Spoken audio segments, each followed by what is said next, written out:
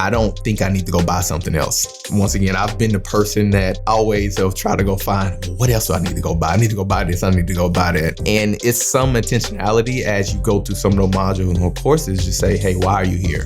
What are you doing this for? Just with the level 1 coursing, that's what it has been. And even just with the beta event, it doesn't matter which one you get. I believe if you actually listen and apply, then it will work. But if you don't do that, then you'll just be that person just looking for the next thing. And one of the things he said in the beta event that got me to just really be reminded of that was the common denominator is the person in the mirror. You can't just go on to the next thing. And this is what people do in this internet age. And we get that mindset when we go and spend money for courses.